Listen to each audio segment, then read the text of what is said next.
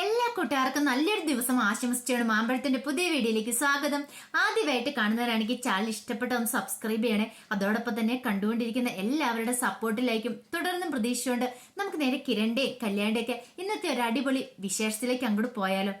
ഇന്നത്തെ വിശേഷത്തിൽ കാണിച്ചിരിക്കുന്ന രാഹുലും മെന്റൽ ഹോസ്പിറ്റലിൽ ആകെപ്പാടെ അസ്വസ്ഥനായിട്ട് ഇങ്ങനെ കിടക്കുവാണ്. പിന്നീട് എഴുന്നേറ്റിരിക്കുന്നു, കിടക്കുന്നു.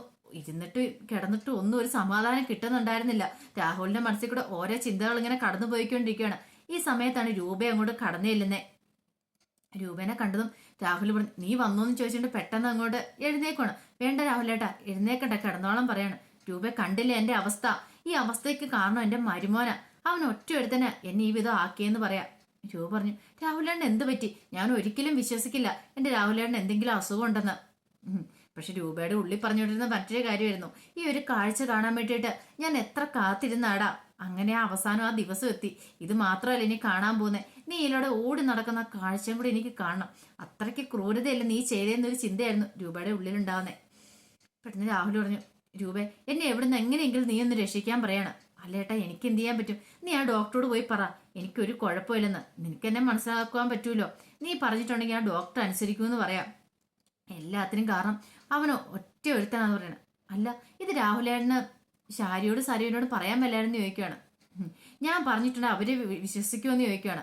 അതെന്താ വിശ്വസിച്ചാല്? ഇല്ലെങ്കിൽ ഉള്ള കാര്യങ്ങളൊക്കെ തുറന്നങ്ങോട് പറയണം. മനോഹരനെ കുറിച്ചുള്ള ആ കാര്യങ്ങളൊക്കെ തുറന്നു പറയാൻ പാടില്ലെന്ന് ചോദിക്കുകയാണ്. അതൊരു കാരണവശാലും അറിയാൻ പാടില്ലെന്ന് പറയാം. അതെന്താ രാഹുലേട്ടാ, അതെന്താ കാരണം എന്ന് ചോദിക്കുകയാണ്. പെട്ടെന്ന് രാഹുലിന്റെ മനസ്സിൽ കൂടെ മനോഹർ പറഞ്ഞ കാര്യങ്ങളൊക്കെ പോവാ. നിങ്ങൾ എന്തെങ്കിലും എന്നെ കുറിച്ച് പറയാൻ ശ്രമിച്ചിട്ടുണ്ടെങ്കിൽ നിങ്ങളുടെ മോളും അതോടൊപ്പം തന്നെ ഭാര്യ സത്യങ്ങളൊക്കെ അറിയൂട്ടോ. താരയുടെ മോളാണ് സരയു എന്നുള്ള സത്യം പിന്നെ അറിയാലോ. ശരിക്കും നിങ്ങൾക്ക് അങ്ങോട്ട് മെന്റൽ ആവുമെന്ന്. ഈ കാര്യങ്ങൾ മനസ്സിൽ കൂടെ പോയപ്പോ തന്നെ രാഹുൽ അതൊരു കാരണവശാലും പറയാൻ പാടില്ല എന്ന് പറയാണ്. അത് പറഞ്ഞിട്ടുണ്ടെങ്കിൽ ശരിയാവത്തില്ല. അവനെ ചിലപ്പോൾ എന്നെ കൊടുക്കാൻ വേറെ തന്ത്രങ്ങൾ ഇനിയും ഇല്ലാത്ത കഥകളൊക്കെ ഉണ്ടാക്കി പ്രചരിപ്പിക്കും എന്ന് പറയണം. രൂപയ്ക്ക് കാര്യങ്ങളൊക്കെ മനസ്സിലായി രാഹുലിന്റെ തന്ത്രം എന്താന്ന്. രാഹുൽ ഭയന്നിട്ടാണ് പറയാത്തേന്ന്. ഈ സമയത്ത് ഡോക്ടർ അങ്ങോട്ട് കടന്നു വരിക. ഡോക്ടറെ കണ്ടതും പെട്ടെന്ന് രൂപ ചോദിച്ചു, ഡോക്ടർ എന്റെ രാഹുലേട്ടന് ഒരു കുഴപ്പമില്ലെന്ന് പറയാം. ഇത് കേട്ടൻ രാഹുൽ പറഞ്ഞു, എനിക്ക് ഷോക്ക് ട്രീറ്റ്മെന്റ് വരെ ഡോക്ടർ തന്നെന്ന് പറയണം. ഇത് കേട്ടതിന് ഡോക്ടർ പറഞ്ഞു, എനിക്ക് ഇയാളെ കണ്ട് അത്ര കുഴപ്പമുള്ളതായിട്ട് തോന്നുന്നില്ല. ഞാൻ നിരീക്ഷിച്ച് വരുമായിരുന്നു, പ്രത്യേകിച്ച് കുഴപ്പമൊന്നുമില്ല. ഇന്ന് തന്നെ ഡിസ്ചാർജ് ചെയ്യാന്ന് എനിക്ക് തോന്നുന്നേ. രൂപ പറഞ്ഞു, ശരിയാ ഡോക്ടറെ, നല്ല കാര്യമാണ്. എന്റെ രാഹുലേട്ടന് ഒരു കുഴപ്പമില്ലെന്ന് പറയാണ്. ഞാനേ രാഹുലേട്ടന്റെ പെങ്ങളാന്നൊക്കെ പറഞ്ഞ് പരിചയപ്പെടുത്തുന്നതായിരുന്നു. പിന്നീട് ശരിയെന്ന് നമ്മുടെ ഡോക്ടർ അങ്ങോട്ട് പോകുമ്പോഴത്തേനും രൂപ പറഞ്ഞു, ഞാൻ ഇപ്പൊ തന്നെ വരാം, ഡോക്ടർ ഒന്ന് കണ്ടിട്ട് വരാം എന്നും പറഞ്ഞുകൊണ്ട് അങ്ങോട്ട് പറയെ പോവാണ്. അപ്പൊ ഡോക്ടറെ വിളിക്കുക. ഡോക്ടർ, ഒരു നിമിഷം, എനിക്കൊരു കാര്യം സംസാരിക്കാണെന്ന് പറയും. എന്താ എന്താ പറഞ്ഞോളൂ. അതെ, എന്റെ ഏട്ടനാ കിടക്കണേ. പുള്ളിക്കാരന് ഒരു കുഴപ്പമില്ലെന്ന് പുള്ളിക്കാരന്റെ മുന്നിൽ വെച്ച് ഞാൻ പറഞ്ഞുള്ളൂ. പക്ഷെ അങ്ങനെയൊന്നും അല്ല, പുള്ളിക്കാരന് ശരിക്കും പ്രോബ്ലം ഉണ്ടെന്ന് പറയാം. അല്ല പെങ്ങളെ, എനിക്ക് കണ്ടിട്ട് ഒരു പ്രത്യേകിച്ചൊന്നും തോന്നിയില്ല. കാരണം ഞാൻ നിരീക്ഷിച്ചുകൊണ്ടിരിക്കുവല്ലോ. ആളിങ്ങനെ വലിയ കുഴപ്പമുള്ളതായിട്ട് തോന്നില്ല. ആരോടൊക്കെയോ ദേഷ്യവും വൈരാഗ്യം ഉണ്ടെന്ന് തോന്നുന്നു. പക്ഷെ അതല്ലാതെ അതിനപ്പുറത്തേക്കൊന്നും ഇല്ല. പിന്നെ ഇവിടെ വെച്ചെന്നാ ബഹളം ഉണ്ടാക്കിയതിന്റെ പേരില്ല ഞാൻ പുള്ളിക്കാരന് ഷോക്ക് ട്രീറ്റ്മെന്റ് കൊടുത്തേന്ന് പറയണം. അതൊക്കെ ശരിയാ ഡോക്ടറെ, പക്ഷെ ഈ അവസ്ഥയൊന്നുമല്ല വീട്ടിൽ വന്നിട്ടുണ്ടെങ്കിൽ. ഒരു കഴിഞ്ഞ ദിവസം എന്റെ വീട്ടിൽ വന്നിട്ട് എന്നെ കൊല്ലാൻ കത്തി എടുക്കുക ചെയ്തു. അറിയാവുന്ന ചോദിക്കുകയാണ്. ഇത് കേട്ടതും ഡോക്ടറുടെ ഞെട്ടലുണ്ടായി. ഇപ്പൊ ഇങ്ങനെ ഇരുന്നാലും വീട്ടിൽ വന്നെയും ചില സമയത്ത് അങ്ങോട്ട് വല്ലാതെ വയലന്റ് ആവും. ഞങ്ങളൊക്കെയാണ് ജീവനും ഭയന്നായിരിക്കുന്നത്, അറിയാവോ. ഡോക്ടർ ഒരു കാര്യം ചെയ്യാം, ഇന്ന് ഡിസ്ചാർജ് ചെയ്യണ്ട, 2-3 ദിവസം ഇവിടെ കിടക്കട്ടെ. ആ സിറ്റുവേഷനൊക്കെ അറിഞ്ഞിട്ട് ശേഷം ഡിസ്ചാർജ് ചെയ്താൽ മതി. ഇത് കേട്ടപ്പോൾ ഡോക്ടറിന് ശരി, അങ്ങനെ ഞാനൊന്ന് ആലോചിക്കട്ടെ. പുറമേ ഒന്നും കാണുന്നില്ല. ഇനി എന്തെങ്കിലും ഉണ്ടെങ്കിൽ അതിനും കൂടെ മെഡിസിൻ കൊടുത്തത് മാറ്റി ശേഷം ഞാൻ ഡിസ്ചാർജ് ചെയ്തോളാം. നമ്മൾ ധൈര്യമായിട്ട് പൊക്കോളാൻ പറയണം. പിന്നീട് രൂപ മുറിയിലേക്ക് വരിക. മുറിയിലേക്ക് രാഹുലിനോട് പറഞ്ഞേ, കാര്യങ്ങളൊക്കെ ഞാൻ ഡോക്ടറെ പറഞ്ഞ് ബോധ്യപ്പെടുത്തിയിട്ടുണ്ട്. ഞാൻ പറഞ്ഞു എന്റെ ഏട്ടന് ഒരു കുഴപ്പമില്ല എന്നൊക്കെ. ഡോക്ടർക്ക് അത് മനസ്സിലായിട്ടുണ്ട്. എന്നാലും ഡോക്ടർ നോക്കട്ടെ എന്നാ പറഞ്ഞതെന്ന് പറയാം. സമാധാനമായി. നീ എങ്കിലും എന്റെ ഒപ്പം നിൽക്കുന്നുണ്ടല്ലോ രൂപേ. പക്ഷെ ഒരു കാര്യമുണ്ട്, എല്ലാത്തിനും കാരണക്കാരിയാ കല്യാണിയാ. അവളെ എത്രയും പെട്ടെന്ന് ഇല്ലാതാക്കണം എന്ന് പറയാം. അതെങ്ങനെ ശരിയാവും? അതേ ശരിയാകുള്ളൂ. എന്നിട്ട് കിരണിനെ കൊണ്ട് സരുവിനെ കല്യാണം കഴിപ്പിക്കണം. അപ്പം മനോഹറിന്റെ കാര്യത്തിലൊന്നും നീ വിഷമിക്കണ്ട. അവനെയൊക്കെ എന്ത് ചെയ്യണമെന്ന് എനിക്ക് നന്നായിട്ടറിയാം. ഇനി കിരൺ മോനും സാരിയും കൂടെ നല്ലൊരു ജീവിതം കാഴ്ചവെക്കണം. അത് മാത്രമാണ് എനിക്ക് എന്റെ മനസ്സിലുള്ള ഏക ആഗ്രഹം എന്ന് പറയണം. രൂപ പറഞ്ഞു, അതെ, നിന്റെ ആഗ്രഹം ഒരിക്കലും നടക്കാൻ പോകുന്നില്ല. ഞാൻ ജീവിച്ചിരിക്കാൻ നടക്കാൻ പോകുന്നില്ലെന്ന് രൂപ മനസ്സിൽ പറയണം.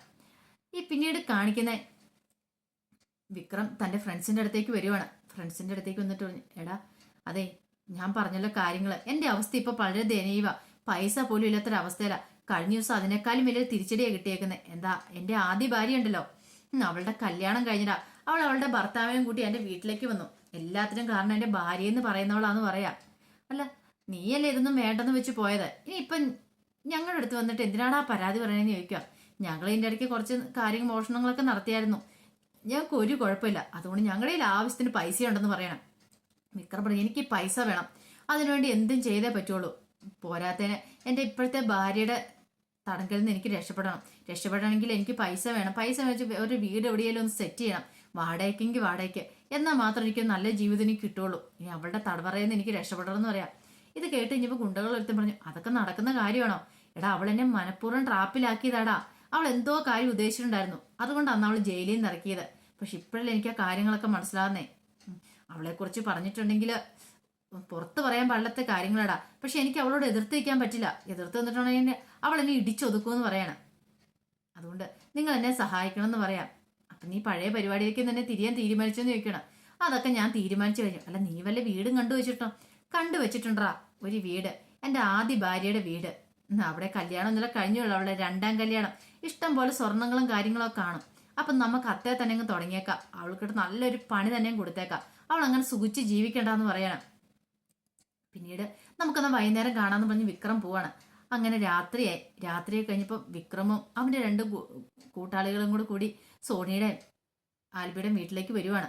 അങ്ങനെ വന്നു കഴിഞ്ഞപ്പോഴത്തേന് സോണി പറഞ്ഞ്, പേടിക്കണ്ട, ഇന്ന് അവൻ്റെ അച്ഛനും അമ്മ ഇവിടെ ഇല്ല, മോളെ കൊണ്ട് മാറിപ്പോയിക്കുക.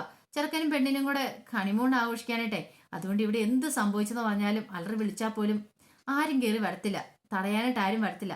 ആ ഒരു ധൈര്യത്തോടെ നമുക്ക് അകത്തേക്ക് കയറാന്ന് പറയാണ്. പ്രിയന്മാരെല്ലാം കൂടെ അകത്തേക്ക് കയറുവാണ്. ഈ സമയത്ത് സോണി എന്തോ ഒരു ശബ്ദം കേട്ടപ്പോൾ തോന്നിക്കുകയും സോണി തുറന്നു നോക്കിയപ്പോൾ മുമ്പിനെയാണ് കുറെ മുഖമോട് ധരിച്ച അവന്മാര്. ദേ ആൽബേട്ട എഴുന്നേറ്റെന്ന് പറഞ്ഞ് ആൽബിനെ വിളിച്ചുണർത്തുവാണ്. ആൽബി എഴുന്നേറ്റ് ചെയ്യുമ്പോൾ കാണുന്ന കാഴ്ച 2-3 അവന്മാര് മുഖം മറിച്ച് നിൽക്കുവാണ്. എടാ, നിങ്ങളൊക്കെ ആരാണ് ചോദിച്ചാൽ ചാടി അങ്ങോട്ട് എഴുന്നേക്കുവാണ്. ചാടി എഴുന്നേറ്റ് കഴിയുമ്പോൾ 2 അവന്മാർ ഓടി.